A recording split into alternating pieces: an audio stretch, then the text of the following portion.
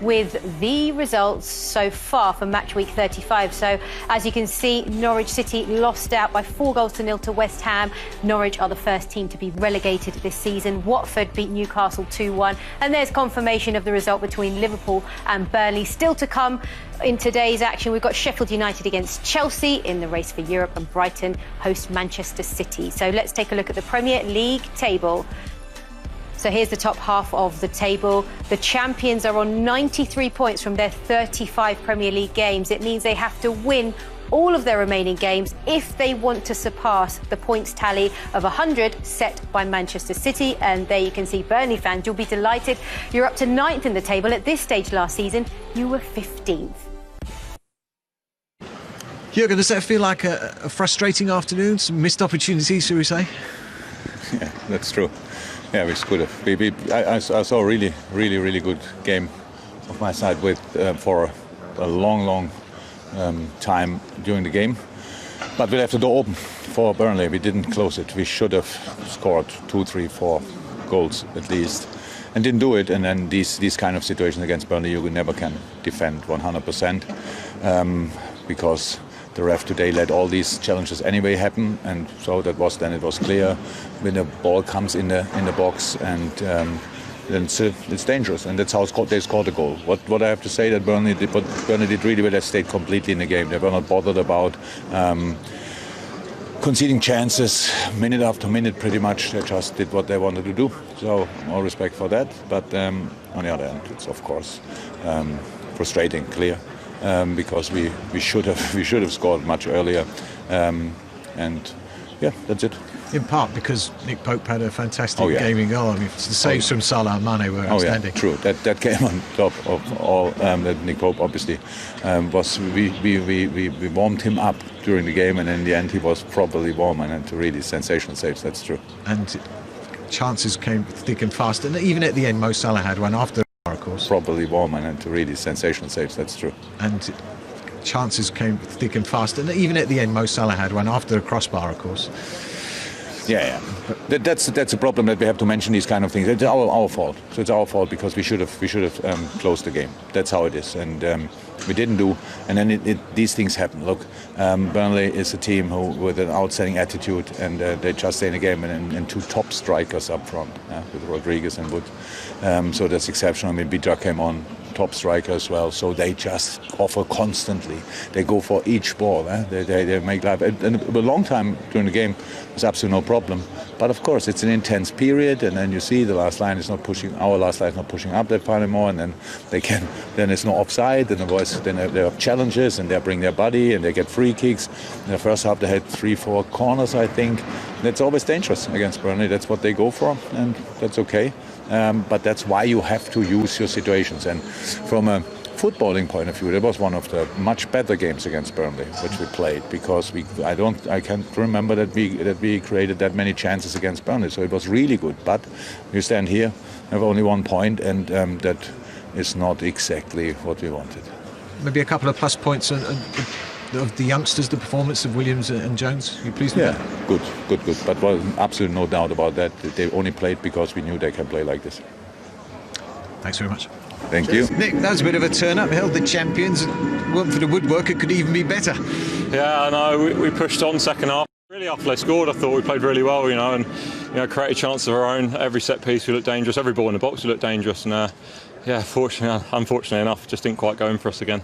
Was that the message at half-time? Be more aggressive and go for it? Yeah, a little bit, yeah. Obviously, carry on from where we kind of left off after the goal and how we reacted then. We started to press a bit higher, win the ball a bit higher, win set pieces, and make chances of our own. Like I say, nearly worked. So you had to make a save at the end, but in the first half, the 2 outstanding saves, one from Salah and one from Mane, kept you in the game. Yeah, it's nice to be involved. You come to big grounds like this, you expect to be busy. The big teams are Premier League champions for a reason. So you've got to come in, you've got to be ready for action. So yeah, fortunate enough to keep a couple out. They're analysing that back in the studio. Which is the best for you? It's that long ago now. I'm not really sure. The first one felt like I was nearly behind the line by the time I saved it. So I was happy it managed to get around the post. Yeah. And that battle for the Golden Gloves with your opposite number there. Yeah. Of course, it hasn't made any ground today. He hasn't. Yeah, and I've not got away from him. So yeah, it will carry on. It's opposite number there. Of course, it hasn't made any ground today. He hasn't, yeah, and I've not got away from him, so yeah, it'll carry on. It's been great. You know, he's been top end for 2 seasons, I must say, and he was class again today. He's a top goalkeeper. So to be up there with him is it's an honour. Oh, and what's the secret of this Burnley side? Because whatever happens now this season, it's been outstanding when you compare your resources to other clubs. I don't think there is many secrets. You know, we work hard. We've got a good togetherness. We've got a great group of players that, you know, every minute the ball's on the pitch, we're working as hard as we possibly can, and that's a massive part of our success, I'd say. And not only that, you know, it's day in, day out at the training ground as well. We don't just, you know, rock up on a Saturday without a plan and without any method. You know, it's something that a lot of thought goes into, and it's all glued together by, you know, the people. Well, congratulations, a good point. Thank you. Yeah, thank you. Smiles all round there for Nick Pope. He said he made a couple, but he actually made 8 saves in the game.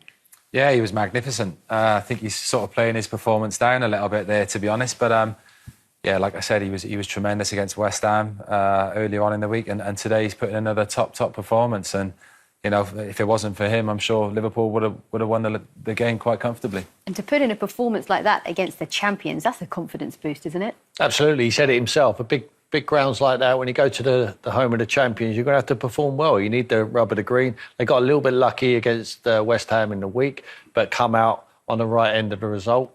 And today they battled hard. When it's only 1-0, I mean, he said there, it's a simple game plan. Head the ball out of our box, put our bodies on the line, be determined in the opposition box, get set pieces, and you all score goals. And that's what they did today. They just stuck in it. They never get phased, you know, not having possession. They don't care if they got possession or not. That's what Sean Dyche drills into them. Just stay in the game. At 1-0, half a chance, you're back in it. And they could have nicked it in the end. They could have. Well, let's analyse the story in the second half. And it started with this goal from Rodriguez, but a slightly controversial one as well. Yeah, you know, they've given the free kick for offside here. We're presuming they've given it for Mane from where the free kick was taken from. But, you know, you look at that, it's clearly not offside. But, yeah, this is what Burnley do. They win free kicks, they get bodies around the ball. And, you know, Big Tarkowski's won the first header and Rodriguez has finished it well. But, you know, that was touch and go, whether it was offside. But if you look at it, Liverpool's line's not quite straight. And I think it's Robertson's kept them all onside. And the ball's dropped down and it's a great finish. Yeah. It is a great they keep that high line. VAR had a look at it. It was onside in their opinion, and that's 2-2 for Rodriguez. You know, he fight all day. He's fighting off scraps. You know, there's nothing going through to him on free play, but he knows there's always a chance. When you've got Tarkowski in your side, I don't think he lost a header there today. He's always competing. We saw Norwich play earlier, and we saw their centre halves, and he never won one header all afternoon. That's what it's all about. Bread and butter. You're a centre-back. James will know. You need to win headers. And he won more headers than anyone on the pitch today. That's what it's all about. Bread and butter. You're a centre-back. James will know. You need to win headers. And he won more headers than anyone on the pitch today, including Van Dijk. And Rodriguez has scored at Old Trafford and at Anfield this season. OK, well, let's talk about Robertson's penalty appeal. What do we think of this, James? Well, as I said, you know, straight after the game, for me it's a penalty, and VAR have looked at it, and I'm not sure why it's not been given. You can see Robertson was, me and Tim were speaking, Robertson was whinging at the ref for 3-4 minutes after it, so he clearly thinks it's a penalty. For me, obviously looking at it again, yeah, it is, and I don't know what Tim thinks, but for me, I think it's a bang-on, nailed-on penalty. I think doesn't matter if they play the ball first. So they tell us if they make contact with the football, it makes no difference because he's made contact with the player inside the area. I think the ball stayed in play for another probably 1-2 minutes. What allowed them to get it off the hook. If that ball's coming to me and I'm a Liverpool player, I'm kicking it out of play. I'm also forcing the issue to the referee to go and have a look at the monitor or the VAR to have a look. Because that, for me, is a nailed-on penalty. And they got away with that, Burnley. And you can understand why Jurgen Klopp was so frustrated at the end, as was Andy Robertson there. Yeah, I can understand it. But you just got to get on with it. You know, decisions go for you and against you. You have to get on with it. Someone has decided it's not. Get on with the game. It makes you think that why has it been decided it's not? For me and Tim, who both played the game, you know, we think it's a nailed-on penalty. What's the reasons why it hasn't been given? Yeah, that is the question. Well, let's talk about another incident, because actually Burnley could have won this game if it wasn't for this one from Goodmanson hitting the bar, James. Yeah, that's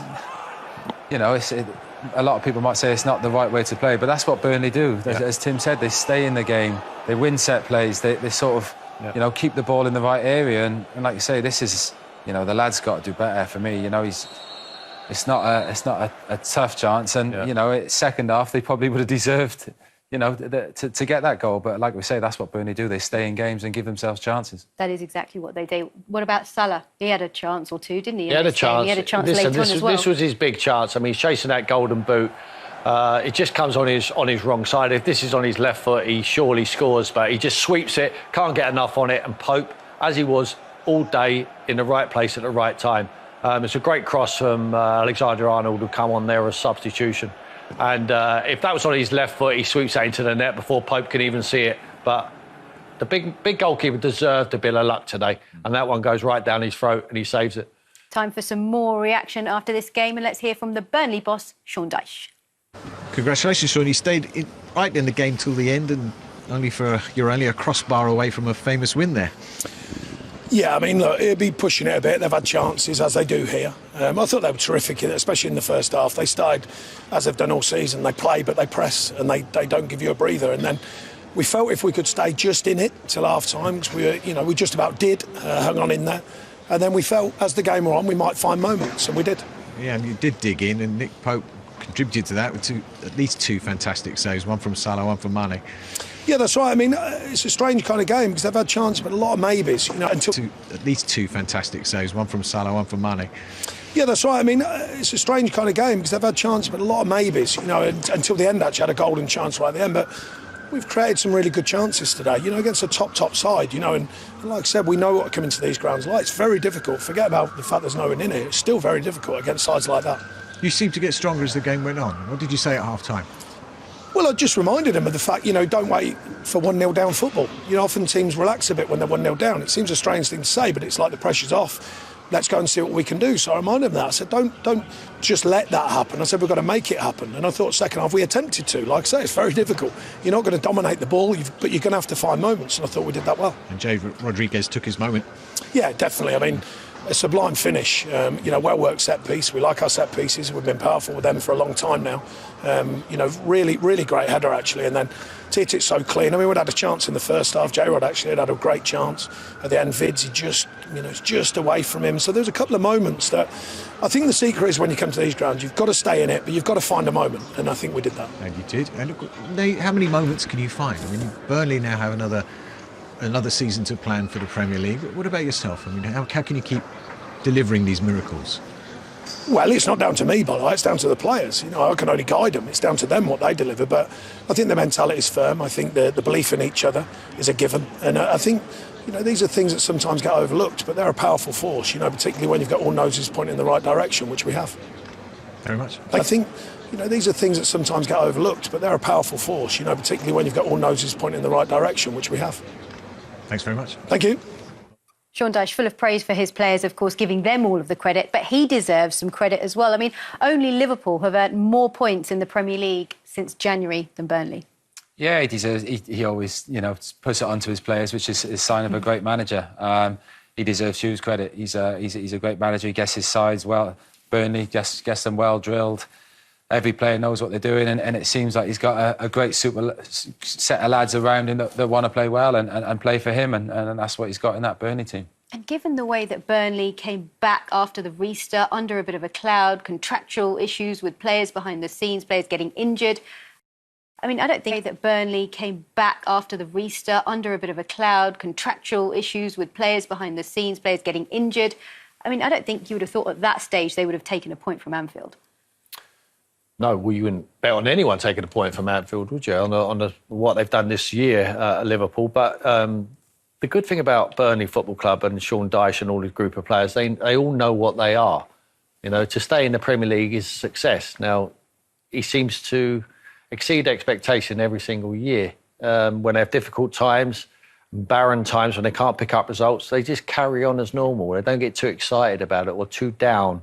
And there's a levelness, mental strength about the club, knowing that they will pick up points if they continue to stick to the plan. And the plan is set by that man, Sean Dyche. I think he's a good manager. He's very well organised. And surely there must be bigger teams than Burnley with respect knocking at his door. I think how long can he continue doing it for Burnley Football Club? They would hope that he would do it forever. But just recently, he started to prod the chairman a little bit. We're talking about we need investment, we need it. They know what they are. I agree with the way they run their club. I don't think they should invest. But if you don't invest, you need managers who work with the work ethic of Sean Dyche. Yeah. So you need to keep hold of him. He does. And I think many would agree that Sean Dyche deserves a little bit more credit for the work that he does. He doesn't seem to get the praise that he deserves. No, he seems to bat it off, if anything. Any sort of credit he seems to bat off, which, again, like I say, it proves what a man he is. But, it's, as Tim said, with Burnley, is Sean Dyche happy with just survival being success? I'm sure he wants to move on and have a chairman that's going to give him some funds and show what he can really do. But at Burnley and the circumstances they got and the financial sort of way they run their club, he's done an amazing job. Well, let's turn our attention back to the match and have a look at the goal that came from Liverpool in the first half. This was a fantastic header, wasn't it, Tim, from Robertson? It was. Well, you wonder why Robertson out there. He's a goal scorer. He's the one who took the corner on the left-hand side. He was going to swing down, decided to go with a short one. Van Dijk keeps it alive. You see Fabinho now. He just gives himself room. He's already spotted Robinson, and he drops it right onto his head. I mean, he doesn't ping it at him where he is at the stage. He drops it low. You see the virtual here. Brilliant. I mean, he pulls it. We're seeing it through Fabinho's eyes here. He pulls himself out. Now we've seen Robertson on the outside there. You see him coming in, and he knows he's just going to hit it into the space where he is running. When he checks in now and he looks, you can see Robertson there already on the move, and he drops it just over the head of the last defender. And he almost invites him to say, put that one in the top corner. Still a very good header. And he drops it just over the head of the last defender. And he almost invites him to say, put that one in the top corner. Still a very good header, don't get me wrong. But what a pass from absolutely. Fabinho. Outstanding vision and execution of the pass. Magnificent. Yeah, James, give us some perspective on this, because that looks like a near impossible pass to pick, but he executed it so perfectly. Exactly, he executed it perfectly. 90% of the players would probably play it along, get it out to Robertson for a cross, but, he's got that pass in the bag, and like you say, he was looking at it early. I think the run from Robertson, setting off has made his mind up, but like you say, that the pass is inch perfect, and it's a great finish. As for Liverpool's perspective, I mean, Jurgen Klopp will be really frustrated with that second half, won't he? He'd be frustrated with the result. I think they prodded away, didn't they? He knows Burnley are going to be very rugged and dogged and stay in the game. He would have said that to him at half-time. He knows they have to be stronger from set pieces. And he'll be disappointed that they conceded from a set piece in the end.